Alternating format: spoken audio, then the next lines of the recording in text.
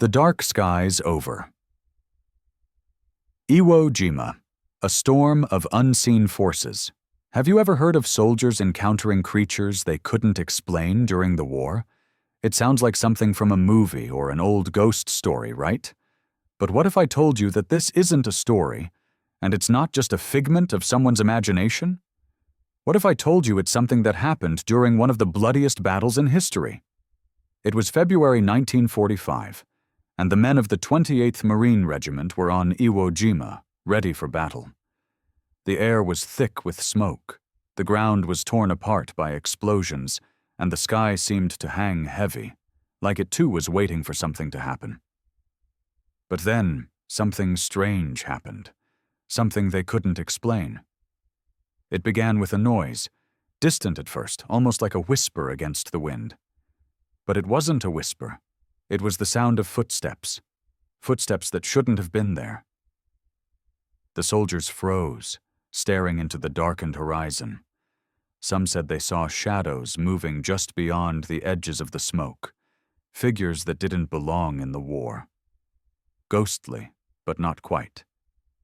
As if they had come from another time. One soldier, Private Harris, looked up and saw something that would haunt him forever. Through the haze of smoke and fire, a figure in a tattered uniform stood watching him. A figure who shouldn't have been there. A soldier, his uniform faded and torn, his face obscured by a shadow that seemed to twist unnaturally in the flickering light. For a moment, Harris thought his mind was playing tricks on him. But when the figure started walking toward him, he knew this wasn't just a trick. The rest of the squad gathered around him, each of them seeing the same thing, the ghostly figure, as if pulled from the past, standing tall in the middle of the battlefield. One by one, they tried to move, but their feet wouldn't budge. The air around them grew colder, and for a brief, terrifying moment, it felt like time itself had stopped. There was no gunfire, no shouting, just silence, and the figure, still standing. It was as if the world had frozen, and nothing made sense anymore. "Did you see that?" Harris whispered, but his words were barely audible over the deafening silence that surrounded them.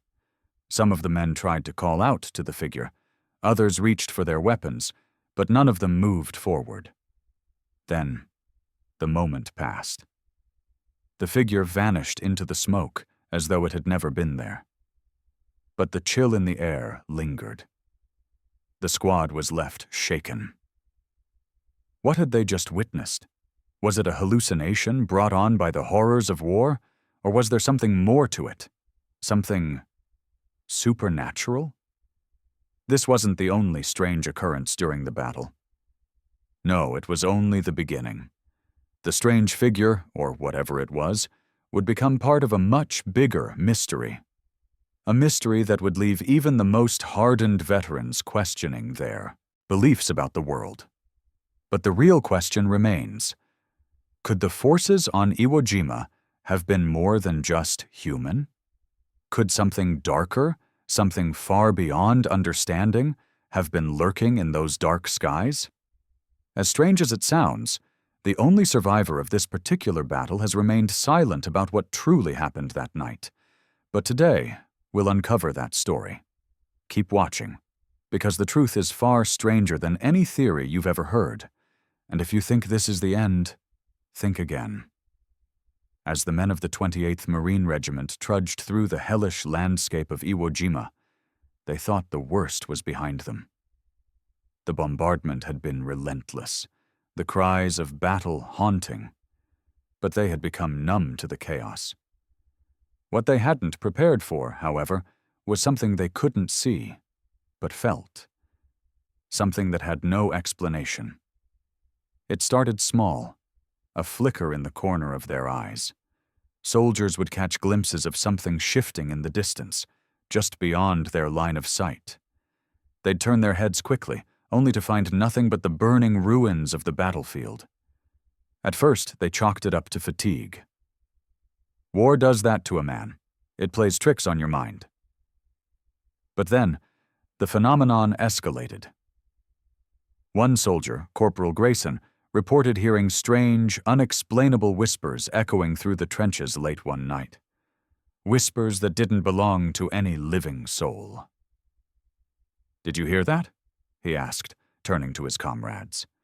They all looked at him, their faces pale from exhaustion, but no one said a word. No one had heard the whispers. They had only heard the chaos of battle. But then, something happened that no one could ignore. One night, as the soldiers huddled together for warmth, the ground began to shake. Not from the distant explosions, but from something else, something closer, something deliberate. The earth trembled, and in the midst of the darkness, a series of lights appeared in the sky, strange and erratic. Some soldiers called them flares. Others whispered the word UFO. But none of them could explain what they saw. Lights moving in impossible formations, darting across the sky with unnatural speed. They blinked, they hovered, they vanished, and reappeared in different places. For hours, the sky above them seemed to come alive, dancing with flashes that no one could rationalize. "I swear, those lights, they're not like anything I've ever seen," whispered Sergeant Mitchell, his voice shaking as he stared up. His words hung in the air, thick with confusion and fear. The lights continued to pulse in the distance, like some kind of signal. Then, there were the strange sounds. The men began to hear thumping sounds like footsteps, but these were not the footsteps of soldiers.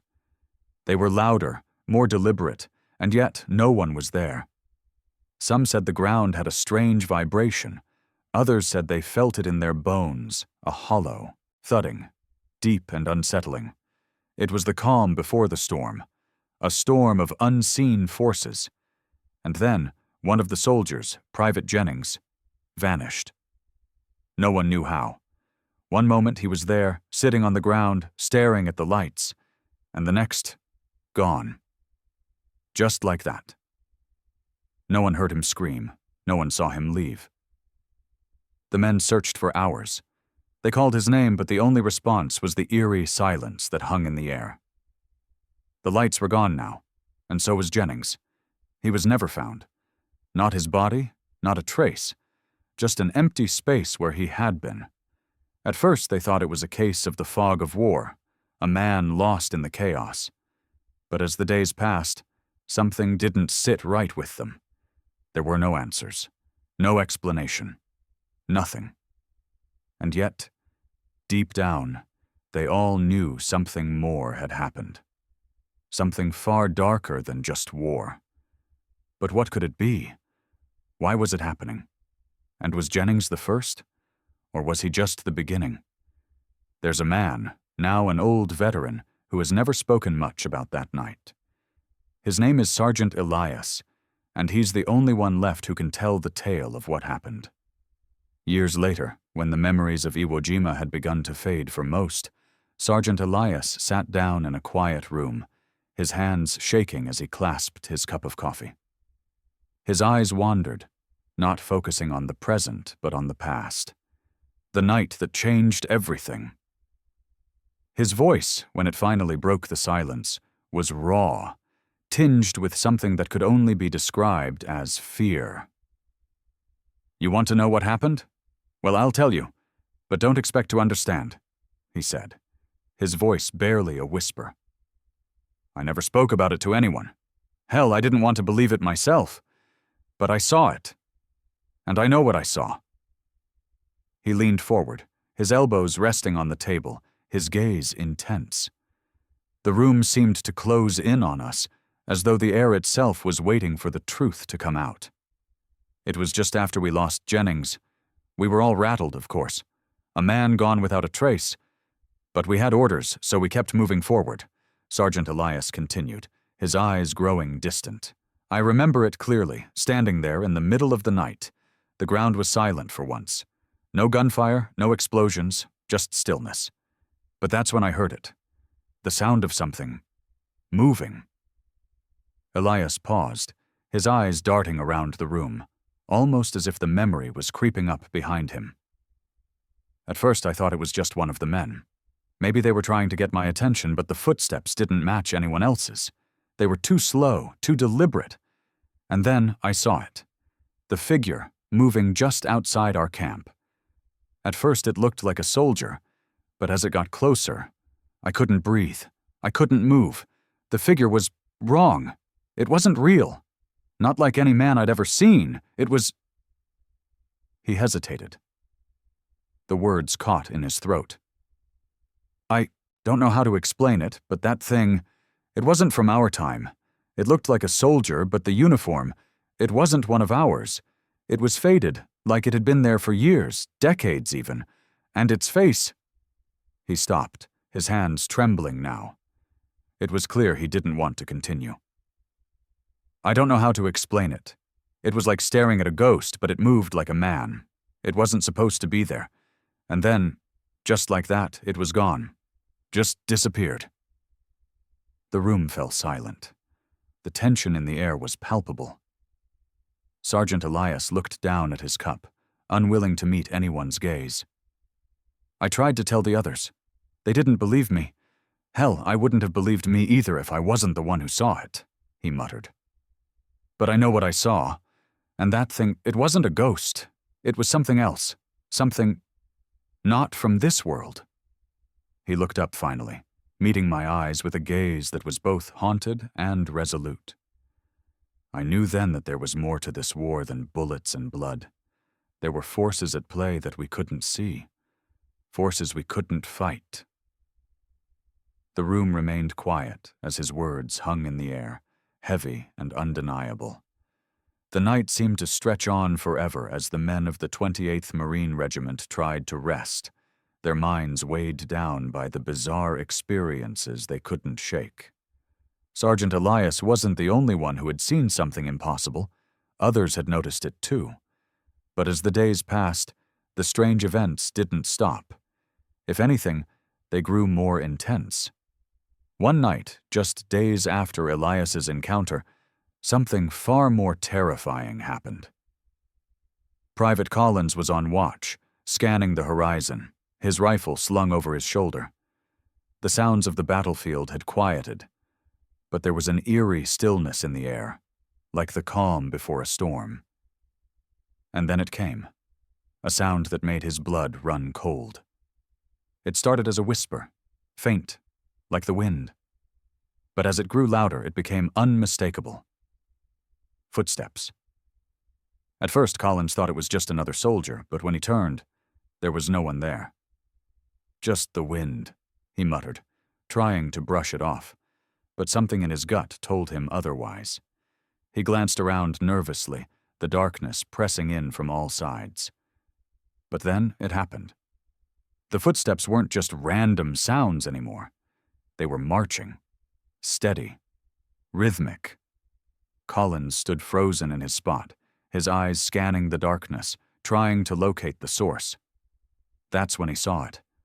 There, emerging from the shadows at the edge of the camp. A figure, a soldier, but not one he recognized. This soldier was clad in a worn-out uniform, bloodstains from battles long past still visible on his clothes. His face, pale and gaunt, was barely visible under the brim of his helmet, but Collins could see the emptiness in his eyes. For a long, unbearable moment, the figure stared back at him, unblinking, unfeeling. And then, just like that, it vanished, into the very air, as if it had been swallowed by the darkness itself. Collins staggered back, his heart hammering in his chest. His hands trembled as he tried to steady himself, but the chill in the air had settled deep into his bones. What had he just seen? Was he losing his mind? Or was there something else, something beyond his understanding, playing tricks on him? He rushed back to the barracks, desperate to find his comrades. "Did you hear that?" he asked, breathless as soon as he entered. But they only looked at him in confusion. "Hear what, Collins?" The whispers, the footsteps. They couldn't hear it. No one could. But Collins was certain of what he had seen. In the days that followed, strange occurrences continued to unfold. Soldiers began to hear the unmistakable sounds of marching in the distance. But when they went to investigate, they found nothing. Nothing but the distant echoes of a war that had ended long ago. Some said it was the wind, others blamed the stress of battle. But deep down, they all knew something wasn't right. It wasn't just a figment of their imagination. They were being haunted by something they couldn't comprehend. And with each new occurrence, the fear grew. Late one evening, the men were gathered around the campfire when a bright light illuminated the sky above them. For a brief moment, it looked like a flare. But the light didn't fall. It hovered, moving erratically in the sky. The men froze, staring up in disbelief. Some of them thought it was a Japanese plane. Others said it was a UFO. But no one could explain it. The light blinked out, and the sky returned to its oppressive darkness. But the silence that followed was worse than any explosion. For the first time, the men felt truly helpless. The war was bad enough. Facing an unseen enemy was something they could almost understand. But this? This was something else entirely. Something beyond human comprehension. And then, just when it seemed like it couldn't get worse, another soldier disappeared. Corporal Bishop was last seen walking toward the supply tent, his figure swallowed by the fog. They searched for hours, but again, there was no trace, no sign of struggle, just the eerie emptiness that seemed to consume everything around them. There was no logical explanation, not for the lights, not for the footsteps, not for the disappearances. What was going on? What could they possibly be facing? And as the soldiers continued to experience these unexplainable events, the question began to hang in the air, heavy and oppressive. Were they being targeted by something far worse than the enemy? Something that no weapon could defeat? It was clear now that the war was not the only battle they were fighting. The real fight was against something that wasn't supposed to exist. As the days dragged on, the strange occurrences grew more frequent. The soldiers tried to carry on with their mission, but the shadows of the past had begun to creep into their thoughts, clouding their focus. Something was off, and they all knew it, but they couldn't just ignore it. No matter how much they tried to convince themselves that their minds were playing tricks on them, the incidents kept happening, each one more unsettling than the last. Sergeant Elias knew the time had come to reveal what had been haunting him for so long. The secret he had kept buried deep inside. The one that explained the strange events, the disappearances, the eerie figures they had seen. It was a memory, one he had tried to bury. "I never told anyone this," Elias began, his voice steady but filled with the weight of years. "There was something about that island, something we were never told, something about the land itself." He leaned in closer, as if he were afraid someone might overhear him. The air in the room seemed to thicken, the silence pressing in on him. "Before we even landed, we'd heard rumors, old stories, whispers from the locals, even the old-timers who had been there before. They talked about the island like it was cursed, that it was haunted by the spirits of soldiers who died there. They said the land itself was cursed, soaked in the blood of men who never had the chance to rest." Elias looked out the window, his eyes clouded with memories of a time he would rather forget. "But none of us believed it. We were soldiers, after all. We didn't believe in ghosts, not then." He paused, the words hanging in the air, before continuing. "But one night, during a lull in the fighting, I started hearing something strange. It wasn't the usual sounds of war. It was different. A low hum, like the earth itself was vibrating, and then, in the distance, I saw it."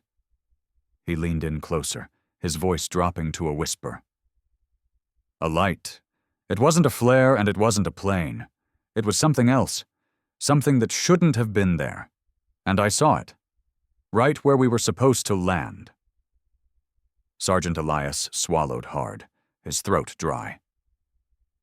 It was as if the earth was calling us, like it was pulling us toward it. And that's when I realized something. Those lights, those footsteps, those shadows we saw weren't just figments of our imagination. They were real, and they were trying to tell us something. He looked at me then, his gaze intense. We were standing on an ancient burial ground. The soldiers who had died there before us, they never left. They were still there, trapped. And the land itself was cursed. The room fell silent. There was no sound, just the faint hum of the wind outside. But in that moment, it felt like time itself had stopped. Elias continued, his voice growing more solemn. I didn't want to believe it. Hell, none of us did. But after seeing what I saw, I knew the truth. Those figures we saw, the ones who appeared and disappeared without a trace, they were the souls of the soldiers who died there, unable to rest. And the worst part? They were angry. They didn't want to be forgotten. They wanted revenge. He let out a heavy sigh, his hands shaking slightly as he gripped the edge of the table.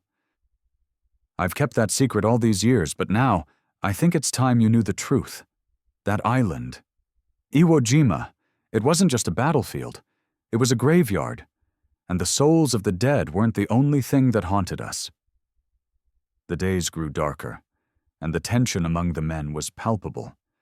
The whispering shadows, the strange lights, the disappearing soldiers, everything was escalating. The men no longer felt safe in the daylight, and when the sun dipped below the horizon, an almost suffocating unease settled over them. They couldn't escape the feeling that someone was always watching.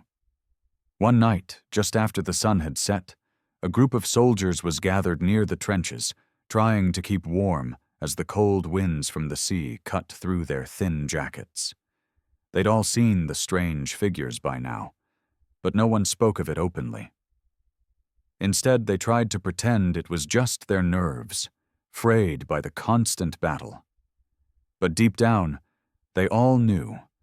They had witnessed things that could not be explained. Corporal Thompson was the first to see it. At first, it was just a flicker, nothing more than a shadow passing between two crumbling rocks. But then it stopped. The shadow lingered, as if it were waiting for something. Thompson squinted, trying to make sense of the movement, but there was no mistaking it. There, in the darkness, stood a figure. It was a soldier, barely visible, just a silhouette against the faint moonlight. But something about the way it stood, motionless, felt wrong. Its body didn't sway like a person's should. It was rigid, stiff, unnatural. And then, as if it had sensed Thompson watching, the figure turned and began to walk toward him. His breath caught in his throat. He reached for his rifle, his hands trembling, but before he could lift it, the figure stopped, just a few feet away. "Who's there?" Thompson called out, his voice hoarse with fear. But the figure didn't respond. It just stood there, its head tilted slightly, as if it were studying him. The cold air around them seemed to grow colder still, as if the very atmosphere had thickened. Thompson felt a deep unease crawl up his spine. What was it? Then, in a blink, the figure vanished, just gone. No footsteps, no rustling. It was as if it had never been there. Thompson blinked, disoriented, but the figure was nowhere to be seen. His heart raced. Had it really been there? Was it just another trick of the mind? Before he could make sense of it, another soldier, Private Dawson, grabbed him by the arm. His face was pale, eyes wide in shock. "Thompson, you won't believe this." Dawson pointed toward the horizon. From the far side of the battlefield, another figure appeared, moving swiftly through the smoke and debris. It was as if the darkness itself was walking toward them. And this time, the figure was no longer just standing still. It was walking, its steps deliberate and unnatural, like it had purpose. Thompson's stomach turned. "Is it one of us?" he asked, his voice barely a whisper. "No, it's not," Dawson replied, his voice shaking. "It's one of them. A ghost." The figure drew closer, and Thompson's breath caught in his throat. He could see it more clearly now. It wasn't just a soldier, it was a warrior, dressed in battle gear that looked like something from centuries ago. His face was obscured by a helmet, but there was no mistaking the aura around it. This wasn't human. The ghostly figure continued to advance. But then, as suddenly as it had appeared, it disappeared into the smoke, vanishing without a trace. Thompson and Dawson stood frozen, unable to speak for a long moment. Neither of them had ever felt so terrified. Not in the face of enemy gunfire, not under the pressure of battle. Nothing had ever made them feel like this. But before they could discuss what had happened, the ground beneath their feet trembled, and the air around them grew thick with an overwhelming sense of dread. Another one was coming. The men scrambled, grabbing their rifles and shouting to each other, but the figure was upon them before they could act. It appeared out of nowhere, standing tall and motionless in front of them. This one was different. It wasn't a soldier. It wasn't a warrior. It was something older, something far darker. The figure was massive, its skin stretched tight over its bones, its eyes glowing faintly in the darkness. It had the appearance of a man, but its size was unnatural, towering over the soldiers.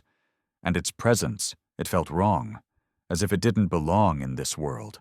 "Open fire!" someone shouted, and the men began shooting, but the bullets did nothing. The figure didn't flinch. Instead, it raised its hand, and the soldiers were thrown back, as if an invisible force had pushed them away. Thompson was on the ground, struggling to breathe, the air thick with fear. As he looked up, he saw the creature's face for the first time, its eyes locked on him, piercing into his soul. It felt like 1,000 years of pain and death were contained within those eyes. And then, just like the others, it vanished. The men were left in stunned silence, their rifles still raised, their fingers frozen on the triggers. What the hell was that?" someone asked, voice shaking. Thompson could only stare at the spot where the figure had been. His heart raced, his body trembling. "I don't know," he whispered. "But it's not over. We're not alone out here." The air was thick with tension. The soldiers were no longer sure of what they were fighting. The battle for Iwo Jima had taken on a new, unnerving dimension. As the days wore on, the supernatural events didn't just continue, they intensified. The soldiers began to search for answers, even if they didn't fully understand what they were looking for. Sergeant Elias had seen enough. His memories were fractured, and the weight of the events on the island had left scars that wouldn't fade with time. But there was still more to the story, more pieces to uncover. One evening, as the men huddled in their makeshift camp, Elias pulled a small, weathered notebook from his pack. It had belonged to a man who had vanished earlier, a young soldier named Private Turner. Turner had kept notes of the strange things he had experienced on Iwo Jima, notes that, at first, had seemed like nothing more than the ramblings of a man stretched thin by war. But now, in light of everything that had happened, they began to take on a more chilling significance. The first entry in the notebook was dated the day before Turner's disappearance. "The air feels different today, like something is watching us, something not from this world. I've heard the rumors, the stories, but I didn't believe them, not until now. Last night I saw something in the distance, something that shouldn't have been there. It looked like a man, but it wasn't. It moved, but not like us. It wasn't human." Elias paused as he read aloud, his voice low and steady. The others gathered closer, listening intently. No one interrupted, as if they feared disturbing the fragile silence. I tried to tell the others, but they laughed. They think it's just the stress. But I know what I saw. And it's not just me. There's something here. Something we don't understand. I've heard the whispers. They're calling me. I think they want me to follow them. I don't know how much longer I can stay. Elias closed the notebook with a slow, deliberate motion. He stared into the fire, the flickering light casting shadows across his face. The room was filled with the heavy weight of his words. Turner was right, Elias said quietly. We thought we were here to fight the enemy, but the enemy isn't human. It never was. The soldiers exchanged uneasy glances. Some shifted uncomfortably, while others simply nodded. They'd all seen things that didn't make sense. And now they were beginning to understand that the island held more secrets than they could ever have imagined. Turner's notes talk about the whispers, Elias continued. I've heard them too. At night, when the wind picks up, I swear I can hear voices in the distance. Not from the enemy, but something else. Something ancient. The men fell silent, the only sound the crackling of the fire. The next day, they decided to investigate. They couldn't just sit and wait for whatever it was to come for them. They needed answers, even if those answers terrified them. Elias led the group, a small band of soldiers who had grown accustomed to facing the horrors of battle. But nothing could have prepared them for what they were about to find. They followed the path that Turner had described, a winding trail that led them through the dense jungle and towards the southern cliffs of Iwo Jima. The further they went, the heavier the air seemed to grow. The trees seemed to close in around them, and the sounds of the battlefield were drowned out by a thick, unnatural silence. Then, just as they reached the edge of the cliffs, they saw it, an ancient stone structure, half buried in the earth. It was unlike anything they had ever seen, a structure that looked as though it had been there for centuries. Strange symbols were carved into the stone, symbols that didn't belong to any language they recognized. As they approached, a cold wind picked up, sending shivers down their spines. The whispers grew louder, echoing through the rocks, but they couldn't understand the words. They felt like they were being pulled into the stones, drawn to them as though something was reaching out from deep within the earth itself. Is this what they were talking about? Private Dawson asked, his voice trembling. What is this place? Elias didn't answer. He simply stared at the structure, his eyes narrowing. He had seen enough. This was no ordinary ruin. This was something older. Something far older than any of them. Whatever this is, Elias muttered, it's not just part of the war, it's part of something else, something we were never meant to find. Just as he finished speaking, the ground beneath their feet began to tremble again. The earth groaned, a deep, unsettling sound that seemed to come from far below. And then, in a flash of blinding light, the air around them seemed to crack open. They could feel the pressure building, a strange force pulling at them, as if the very fabric of reality was stretching. For a brief moment, it felt as though they were no longer standing on solid ground, but suspended between worlds. And then, just as quickly as it had begun, everything stopped. The light faded. The trembling ceased. The whispers died away. But the soldiers stood frozen, their hearts pounding in their chests. They had just felt something real, something beyond explanation. Elias turned to face his men, his face pale. We're not supposed to be here, he said, his voice barely a whisper. And whatever that thing was, it's still out there, watching us. The discovery of the ancient stone structure had only deepened the soldiers' confusion. They knew they had to find more answers. But as the days passed, they began to realize just how far they had ventured into something beyond their comprehension. What had started as a battle for survival had turned into a struggle to understand the supernatural forces that were plaguing them.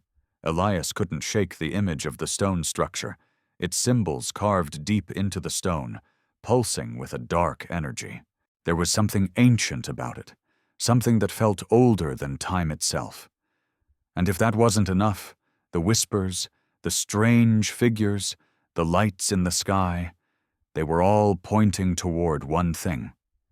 Whatever was happening on Iwo Jima was no accident.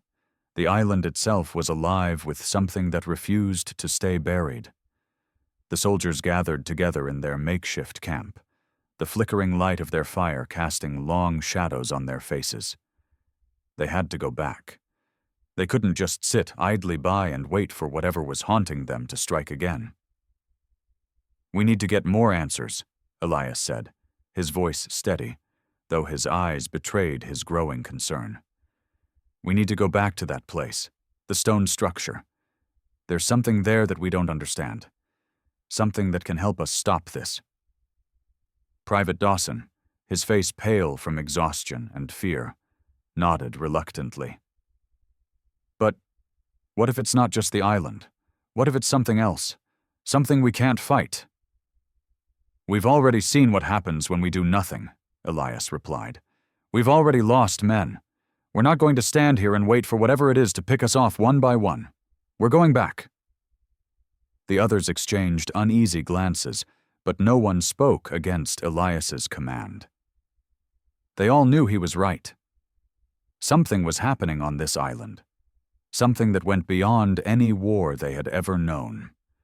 The soldiers set out under the cover of darkness, moving quietly through the jungle, their flashlights casting brief glimmers of light against the thick foliage. The air felt heavy, pressing down on them with each step they took. It was as if the land itself was watching, waiting. As they reached the cliffs once more, Elias led the way toward the stone structure. The same eerie silence hung in the air, broken only by the faint sound of their footsteps and the distant echoes of war. But there was something different this time. The air was thick with an unnatural stillness, and the ground beneath their feet felt colder, almost as if they were walking on ice. They reached the stone structure, and Elias stopped, his breath catching in his throat. The symbols carved into the stones seemed to glow faintly, as if they were reacting to their presence. He stepped forward, cautiously, his hands trembling as he traced the ancient markings with his fingers.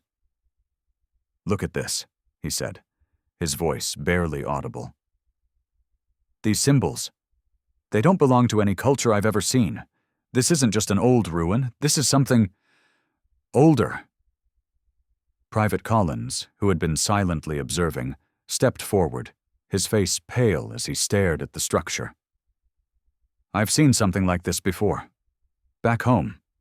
My grandmother used to tell me stories of ancient tombs, burial sites for the dead. But she always said there was something hidden in those places, something that was never meant to be disturbed." Elias turned to face the group. "Whatever this is, it's not a tomb, it's not a grave, it's something more, something that's alive." At that moment, the ground beneath them shook again, this time harder than before. The air vibrated, and the very earth seemed to pulse with energy.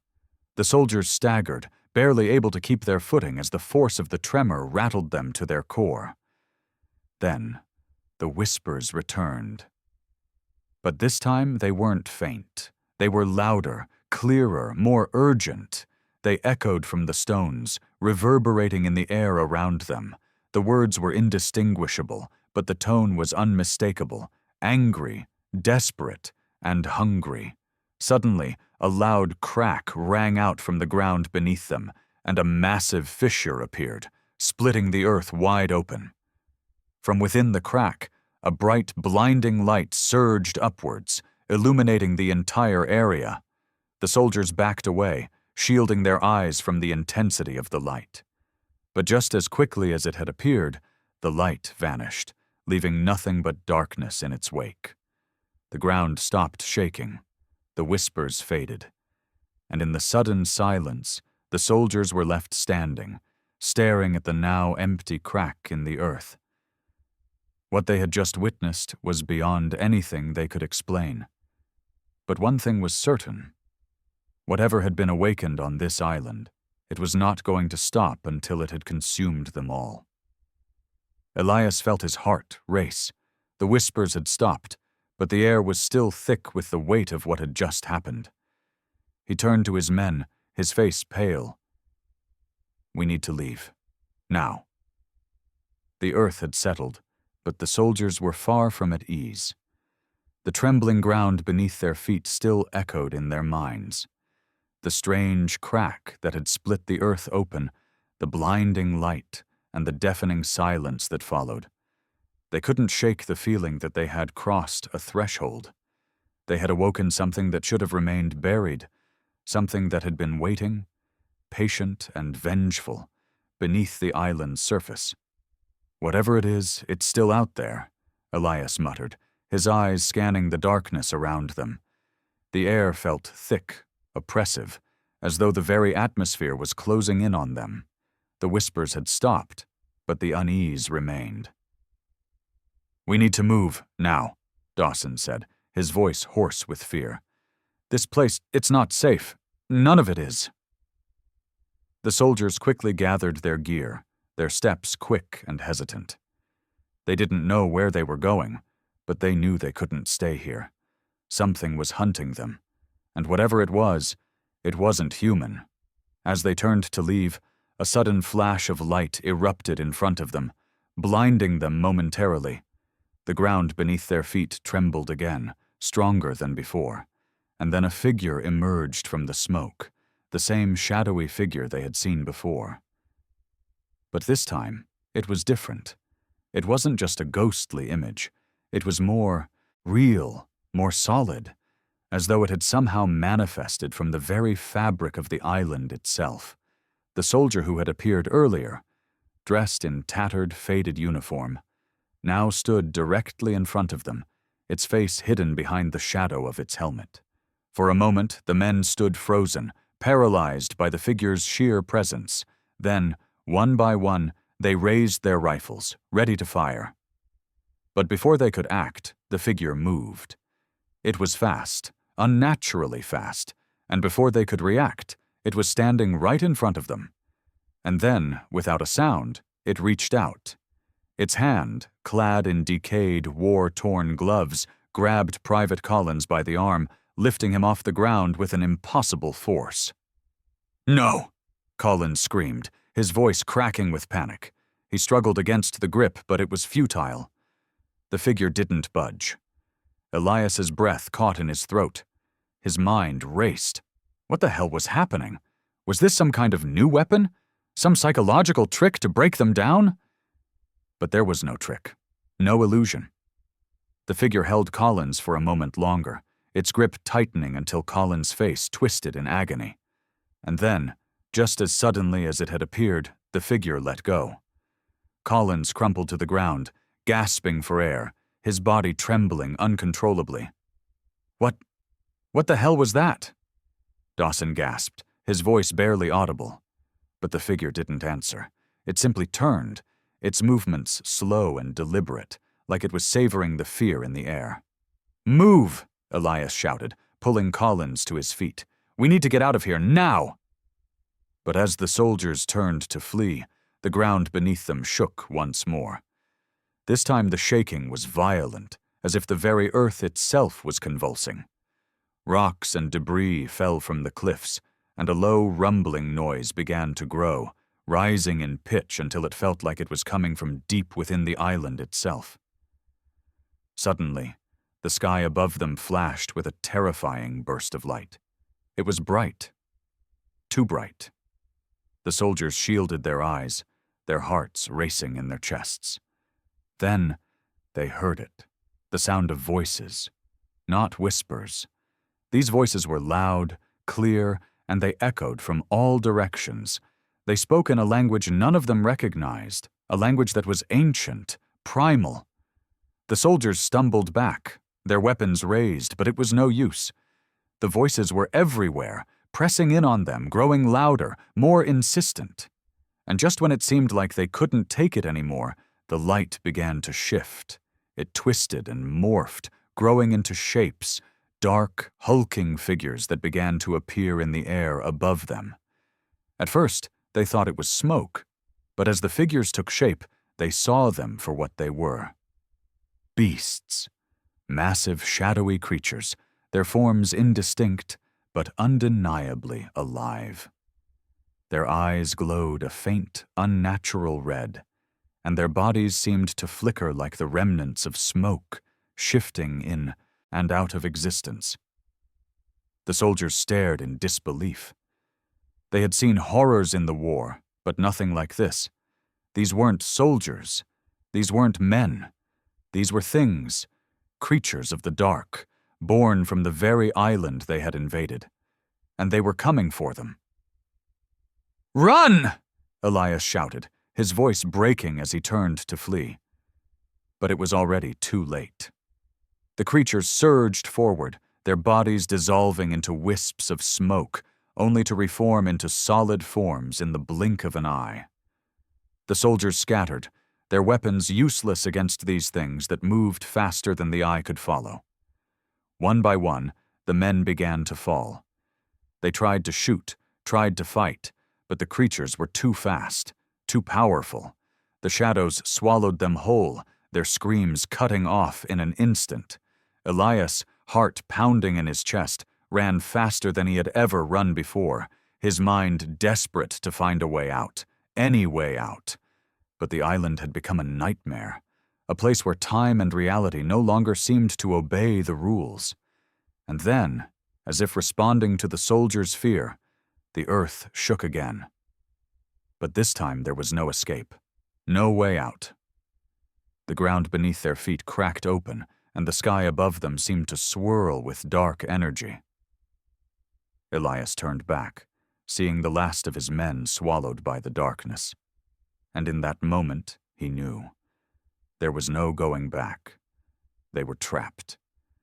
They had unleashed something ancient, something that would not rest until it had claimed every last one of them. And as the darkness closed in, Elias heard the whispers again, louder than ever.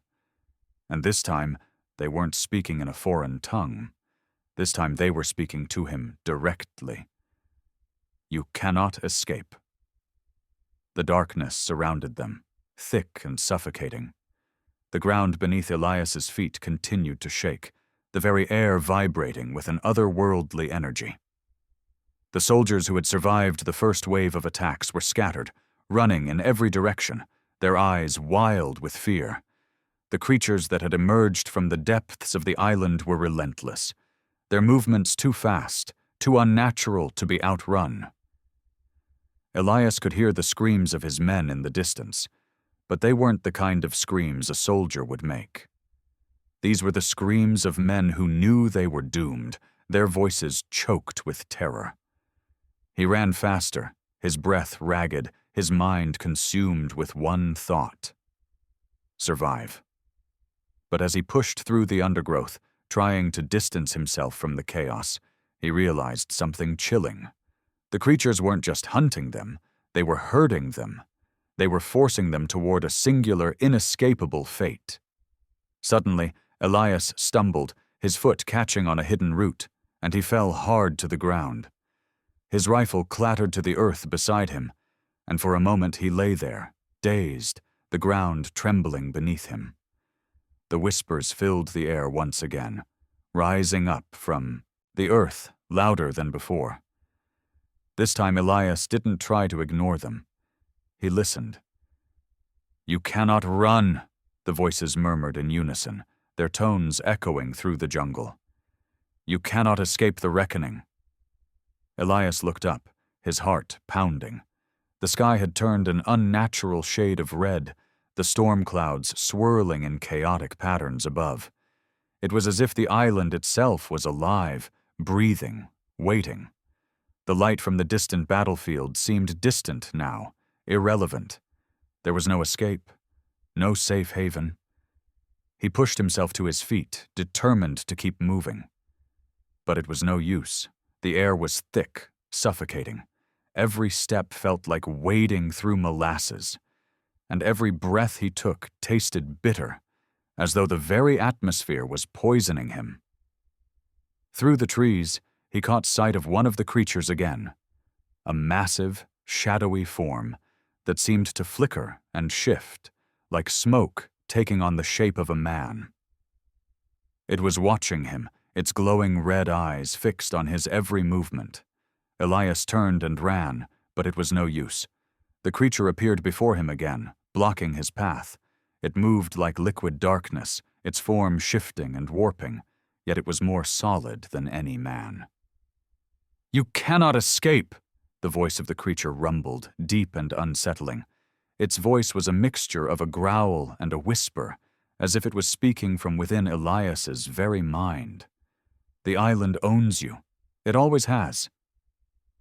Elias's heart raced as his body felt the weight of that statement. He had heard stories, whispers of an ancient force buried beneath the island, a force that consumed anyone who ventured too far into its domain. He had thought it was just superstition, nothing more than the stuff of old legends, but now, standing before the creature, he knew the truth. "You are part of it now," the creature continued, its words slithering into his ears. "There is no escape from what you have awoken." Elias's mind spun. He tried to raise his rifle, but his hands were shaking too violently to hold it steady. The creature moved closer, its presence suffocating him, its red eyes burning into his soul. "Why?" Elias managed to choke out. "Why us? Why are we being hunted?"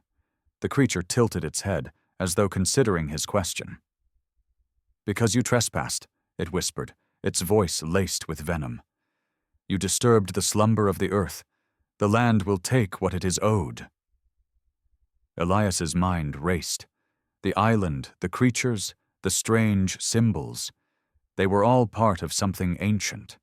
A curse, perhaps, or a trap set long before the war began. And now, they were part of it. There was no way out. Suddenly, the ground beneath his feet cracked open again, this time more violently than before. The earth rumbled, and the familiar whispers grew louder, more insistent. Elias stumbled back, falling to the ground as the island itself seemed to shift beneath him. The sky above them swirled with dark energy, and the air grew heavier. Still. The creature loomed over him, its shadow swallowing the entire landscape.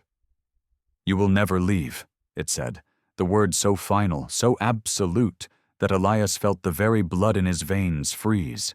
A cold, crushing pressure filled the air, and in that moment, Elias realized that this was it. There was no escape. The island had claimed them all. The forces they had awakened were now beyond their control. The last thing he saw before the darkness swallowed him was the creature's red eyes, glowing with an unnatural fire, staring directly into his soul. Elias's heart pounded in his chest as the darkness closed in around him. The creature's glowing red eyes lingered in his mind, even as the blackness of the island seemed to consume him. He had run, fought, and tried to understand, but now he realized something terrible. There was no fight left. The island had chosen its victims, and the soldiers who had come here, unknowingly stepping into an ancient curse, were its prey. He was lying on the cold ground, his body paralyzed by fear, his mind overwhelmed with the strange reality he had discovered too late. The whispers were still there, a constant hum in the air resonating from deep within the earth. But now they were louder, more urgent. There was something else in the air, an intense, suffocating pressure, as if the island itself was closing in on him. Then a sound, something different from the whispers, caught his attention. The faintest, most familiar noise. Footsteps. But they weren't the soft, light footsteps of a soldier. They were heavier, more deliberate. Elias's heart skipped a beat. He knew those footsteps. They weren't from the creatures, but they also weren't from anyone he recognized. He turned his head slowly, his body refusing to obey, but somehow he managed to lift himself enough to glance around. There, standing in the shadows of the trees, was a figure. But this time, it wasn't the same shadowy form that had haunted them before. This figure was more familiar, more human. It was the soldier. The same soldier they had seen before, in the tattered uniform. But now there was something different about him. His face, which had been obscured by shadow before, was now fully visible, his features sharp and pale, as if his flesh had been drained of life. His eyes, however, were wide open, staring straight at Elias with an unnatural intensity. Elias froze. His breath caught in his throat. The soldier stepped forward slowly, each movement jerky, like a marionette being pulled by invisible strings. You're one of them, Elias whispered hoarsely, the realization dawning on him. The soldier didn't respond, but the faintest echo of a grin twisted at his lips. Elias watched, horrified, as the figure continued to move closer. "What do you want from us?" Elias managed to croak.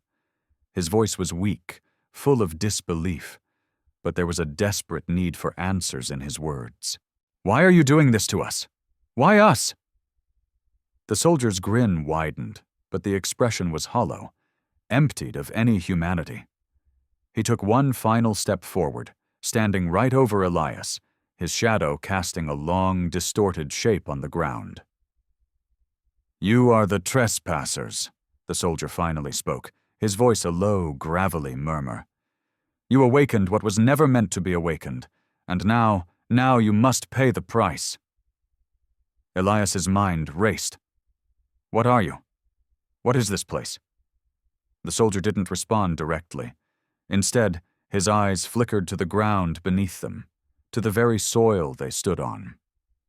The whispers grew louder, now accompanied by a low rumble, almost like the earth itself was groaning in agony. And then Elias saw it. The ground, where the soldier stood, began to crack, fissures forming in the earth. Out of the cracks emerged something alive, something monstrous, huge, gnarled roots that snaked out like twisted fingers, pulling the soldier back into the ground as if they were reclaiming him. Elias's heart pounded. It wasn't the soldier that had been walking toward him. It was the land, the very soul of the island, pulling its victims back into its depths. The soldier's expression changed, his eyes widening in terror. "No, no!" he screamed as the roots twisted around him, dragging him back into the earth. But his voice faded as the ground swallowed him whole. And then the silence returned. The island's eerie calm, but not for long. Elias, trembling and unable to move, realized what he had just witnessed. The island wasn't haunted by ghosts or cursed souls. It was the curse, the very land, alive with something ancient, something far beyond human comprehension. It had been waiting for someone to disturb its slumber. And now it was exacting its toll. He knew it wasn't over. The island wasn't done with them. It wasn't just the soldiers who would be claimed. It was the land itself. The island was alive, and it had come for them all. As he struggled to get up, Elias's mind filled with one final thought. There was no escape. The only way out was to face the force that controlled this place. But how could they fight something that was part of the land itself? The soldiers had no answers, just the knowledge that they were now part of a larger, unexplainable force that they couldn't fight or outrun. The whispers returned, louder this time, urging him to listen, to accept what had come before. There is no escape. There is only the reckoning. The night was suffocating. The ground was still, but the air felt alive with tension, buzzing with an unseen energy that prickled the skin.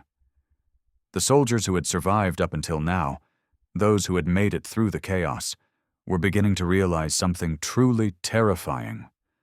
The nightmare on Iwo Jima was far from over. It wasn't just the land they had disturbed. It was the land that had awakened, and it wanted something in return. Elias could feel it now, an overwhelming presence pressing against him like the weight of the island itself. He had thought it would end when they had uncovered the ancient stone structure, when they had discovered the truth about the island's curse. But no, the island wasn't done with them. Not yet. He stumbled through the dense jungle, the whispers growing louder in his mind, pulling him forward. He could hear the voices again, clearer now, as if they were surrounding him. Some of the voices were human, but others were not. The language was foreign, ancient, primal. And it wasn't just in his ears anymore. It was inside his head, reverberating in his skull, sending waves of dread through his body. "Not again," Elias muttered, his voice cracking as he pushed forward. His feet moved on their own, but his mind fought against the pull of the island, urging him to stop, to turn back. He couldn't. There was no turning back now. Ahead, the flickering light of a campfire caught his attention. It was faint, distant, but unmistakable. His heart leaped, and for a brief moment he dared to believe that maybe, just maybe, he would find the others there, waiting for him. They couldn't all be gone, not all of them. But as he moved closer, the light began to shift. It wasn't a campfire, it was something else. A bright, sickly glow that seemed to pulse in time with the dark whispers in the air. The light flickered in and out, like the beacon of a dying star. And then he saw them. The figures stood around the light, motionless, their forms barely visible in the dark. But Elias knew who they were before they even turned toward him. He knew those faces, even though they shouldn't have been here. Those faces, gaunt and hollow, belonged to the men who had disappeared, the soldiers who had vanished without a trace. They were standing before him, their eyes empty, their skin stretched tight over their bones. Their uniforms were torn, as if they had been here for years, centuries. They were not dead, but they were not alive either. They were something in between, trapped in the space between life and death. Elias froze, a cold sweat breaking out across his skin. His voice faltered as he whispered, "What do you want from us?" One of the figures, Private Jennings, the first to disappear, stepped forward. His eyes were wide and unblinking, staring directly at Elias with an intensity that felt like it was burning through him. "We want to be free," Jennings's voice echoed. But it wasn't his voice. It was distorted, as if it were coming from somewhere deep within the earth, something ancient and otherworldly. "You freed us, but you didn't set us free." Another voice, this time belonging to Private Collins, echoed from the shadows. The figures all began to move, shifting unnaturally, their bodies jerking as though controlled by invisible forces. "You must understand," Jennings continued, his voice reverberating in Elias's mind. "We were never meant to be released. We were the first sacrifices. The island feeds on us, and now it wants more." Elias's breath caught in his throat. No, this can't be real." But it was. The figures, the soldiers, had returned. They were part of the island now, and they were being forced to walk the earth again, forever tied to the curse they had unleashed. Their bodies had become nothing more than vessels, trapped between two worlds. The ground beneath Elias's feet trembled, and the whispers grew louder, mingling with the voices of the soldiers. "You must return what you took," Collins's voice commanded. "The price has been paid, but it's not enough." Elias took a step back, his mind racing. What had they done? They had disturbed something ancient, something that could never be understood. And now they were the ones paying the price. But then, the ground split open again, this time wider, faster. The earth groaned with the weight of the island's fury, and from the crack, something new began to emerge. Something darker, something far worse than anything Elias had ever encountered. The creature, the one that had haunted them from the very beginning, rose from the depths of the earth. It was huge, towering above them, its form shifting and contorting like smoke made flesh. Its eyes, glowing a brilliant red, fixed on Elias, and he felt his heart stop. The creature was alive. It was aware of him. The whispers reached a crescendo, the voices of the dead and the living mingling, rising to a fever pitch. The creature roared, its voice shaking the very air around them. "It's not over," it rumbled, its voice deep and cavernous. "You cannot leave. You never will." Elias stumbled back, his mind racing with the horrifying realization. The island wasn't just cursed, it was alive. The forces they had awakened weren't just spirits or ghosts. They were the island itself, an ancient, insatiable force that would never let them go. The soldiers who had disappeared, the strange symbols, the flickering lights in the sky, it was all part of the island's curse. And now, Elias and the rest of the men were trapped in its grip, bound to the land forever. But the worst part? They were not alone. The island had already begun to claim the living, and as Elias looked around at the faces of his fallen comrades, he realized that they too were becoming part of the land, part of the curse that could never be undone. And there was nothing left to do but face it. The air was thick with dread. The soldiers, what was left of them, stood frozen, their gazes fixed on the towering creature that had risen from the depths of the island. Its form twisted and writhed like smoke made flesh, its red eyes burning with an unholy fire. The whispers were now a deafening chorus in their minds, clawing at their thoughts, leaving nothing but fear and confusion in their wake. Elias's body trembled as the creature's gaze locked onto him. He could feel its presence inside him, like it was burrowing deep into his very soul. It wasn't just a creature. It was the island itself, alive with a hunger that had been building for centuries, waiting for someone to awaken it. And now, Elias and his men were its prey. The soldiers were no longer men. They were part of the island, just like the spirits of the dead who wandered the land. They had become unwilling participants in the island's twisted hunger. Why? Elias finally managed to gasp, his voice strained as he tried to fight the overwhelming fear that threatened to paralyze him. Why us? Why were we chosen? The creature's eyes burned brighter, its voice like thunder, shaking the very earth beneath them. You were not chosen, it growled. You were summoned. By your greed, by your ignorance, you came to claim what was never yours. Elias felt a chill run through his body as the creature's words sank in. They hadn't just stumbled into a war zone.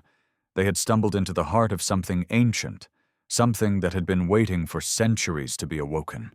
The war, the soldiers, the lives lost. They were all insignificant compared to the true force at play on Iwo Jima. You disturbed the balance, the creature continued, its voice rising in fury. The land has been feeding on the souls of those who died here, but your presence, your disturbance, it has awakened something much worse. Elias's mind raced.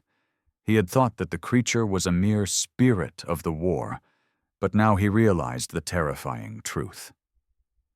The creature wasn't a ghost. It was the island itself, a manifestation of the land's insatiable hunger. The souls of the fallen soldiers, trapped between life and death, had been feeding the land's curse for centuries. And now, Elias and the others were part of the same curse. "What do you want from us?" Elias managed to ask, his voice barely a whisper. His mind was overwhelmed by the realization that there was no escape. They had awakened something beyond their comprehension, and now they were trapped in its grip. The creature's form shifted, its body writhing and contorting as it took on a more humanoid shape. It was as if the island itself was taking form, a grotesque fusion of flesh and earth. "What I want," it hissed, "is for you to understand your place. You are nothing. You are food for the land, and you will feed it, forever." Elias's stomach churned with dread. The truth had been clear all along, hidden in the whispers, the disappearances, the figures that had haunted them. The soldiers had been caught in a cycle, a never-ending loop of death and rebirth. The island was feeding on them, just as it had fed on the soldiers who had died long before. But as the creature advanced toward him, Elias felt something stir within him, a small spark of defiance. He had nothing left to lose, nothing but his life, and he was willing to fight to the end, even if it meant facing the very land itself. "Fight! You cannot fight what you have awakened," the creature mocked, its voice a venomous hiss. "You will never win. The land is already inside you. You belong to it." Elias clenched his fists, feeling the weight of the creature's words pressing down on him. But even in the face of absolute terror, a glimmer of resistance flickered in his heart. "I don't believe that," he growled. "I won't let it end like this. We will fight." The creature's red eyes blazed brighter, its form swelling with anger. "Foolish," it spat, its voice laced with venom. "You cannot defy what has existed for centuries. You cannot escape what has been set in motion." Elias stood tall, his body trembling but his resolve unyielding. He didn't know how, but he knew one thing for certain. If there was even a chance to break the cycle, to stop the island's hunger, he had to try. For himself, for the men who had fallen, and for the souls still trapped here. The ground beneath him trembled once again, but this time Elias stood his ground. He could feel the creature's presence in his mind, clawing at his thoughts, trying to break him, but he wouldn't let it. He turned to the men who had gathered around him, those who had survived the terror and the madness of Iwo Jima. "We fight together," he said, his voice firm. "We fight to the end."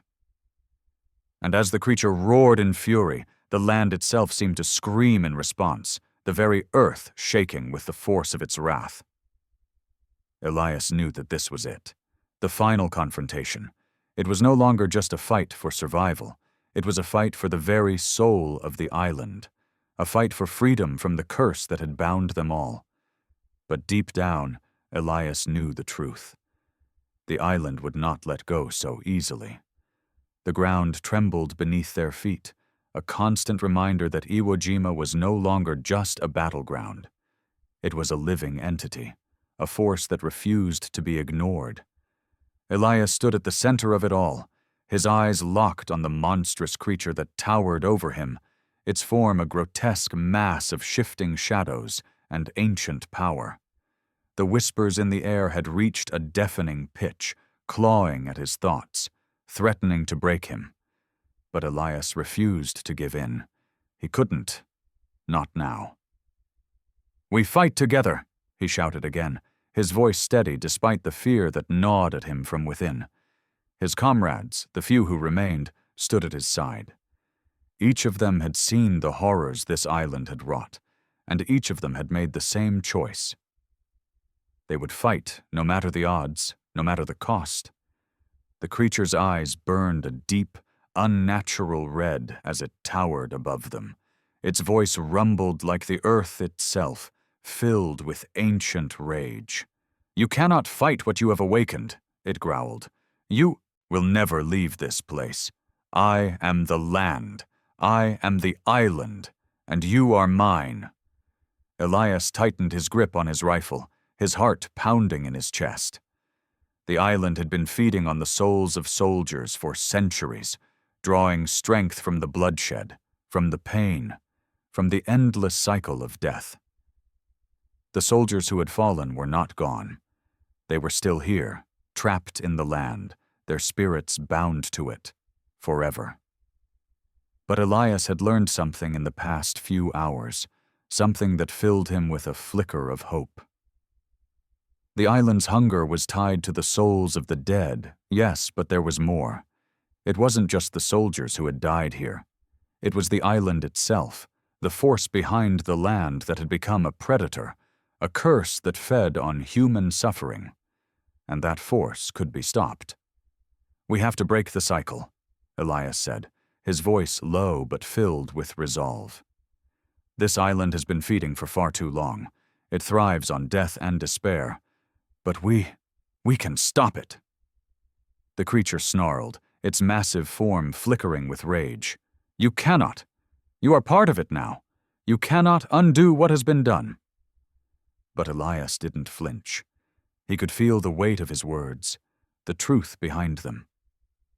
The island had fed for centuries, but it wasn't invincible. It was sustained by fear, by bloodshed, by the souls it had trapped. And fear was something they could fight. "Together," Elias whispered, turning to his remaining comrades. "We can end this." The soldiers, weak from exhaustion but filled with a new sense of purpose, nodded. They weren't just fighting for their lives anymore. They were fighting for freedom, for the souls trapped on this island, and for their own redemption. Elias raised his rifle, and his comrades followed suit. The time for hesitation was over. The time for running was past. They would stand and face the darkness. The island's curse could be broken. They would break it. With a single determined shout, Elias led the charge. The creature roared in fury, a deafening sound that seemed to shake the very sky.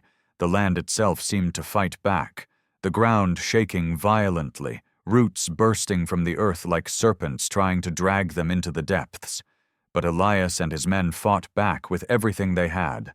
Bullets flew, striking the creature, but it didn't fall. The force of the island was too powerful.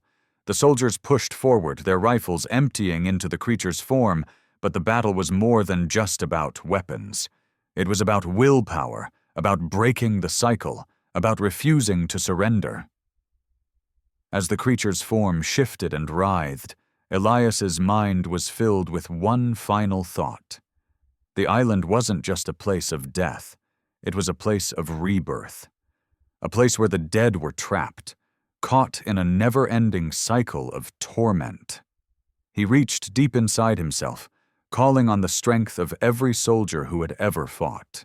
Here, every soul that had been lost to the island. They were all here, their spirits trapped beneath the earth, their voices rising in defiance. And in that moment, Elias realized that the true weapon they had wasn't their rifles or their strength. It was their resolve, their unity, their refusal to give in to the island's power. The ground cracked beneath their feet as the island screamed in fury. The creature's form began to distort, twisting and writhing in unnatural ways. The soldiers, united in their resolve, stood their ground. And then, with a final resounding roar, the creature collapsed, its body dissolving into the earth. The ground beneath them trembled one last time, but this time, it wasn't with rage. It was with release. The whispers faded, and the air around them cleared. For the first time since they had set foot on Iwo Jima, the island was silent. The soldiers, breathing heavily, looked around. The air felt different now, less oppressive, less suffocating. The curse had been broken. But as Elias stood there, staring at the empty land, he knew one thing for certain. They hadn't just defeated the creature. They had freed the souls of those who had died here. The soldiers who had fallen in the name of war, the ones who had been trapped, their spirits bound to the island. And now, they were free. Elias took a deep breath, feeling the weight of the moment. The island was still, and for the first time in a long while, it felt like the air itself was lighter.